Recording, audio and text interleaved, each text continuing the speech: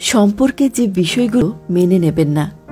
মানসিক এবং শারীরিক নির্যাতন এমন একটি অন্যায় যা একবার ঘটার সুযোগ দিলে বারবার ঘটতে থাকে।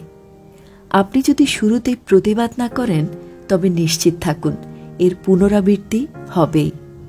অসম্মানজনক আচরণ মেনে নেবেন না। আপনাকে সবার সামনে হেয় করতে থাকলে তা আপনার আত্মসম্মান নষ্ট করে দেবে। যদি আপনার সঙ্গী আপনার আবেগের মূল্যায়ন না করে এবং আপনার উদ্বেগকে উপেক্ষা করে, তবে বুঝে নেবেন আপনাদের সম্পর্কের ভেতরে সম্মানের অভাব। যে সম্পর্কে সম্মান নেই তার ভবিষ্যৎ নেই।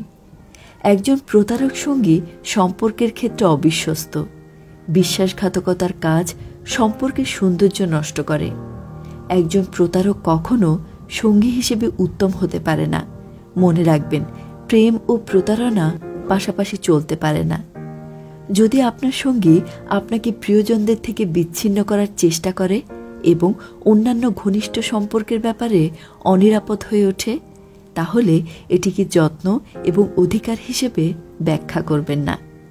বিশ্বাসঘাতকতা একটি সম্পর্ক শেষ করে দেওয়ার জন্য যথেষ্ট। এ ধরনের কিছু ঘটলে সেই সম্পর্ক থেকে বের হয়ে আসা উচিত। তাই সঙ্গী বিশ্বাসঘাতকতা করেছে কিনা সে সম্পর্কে নিশ্চিত হন।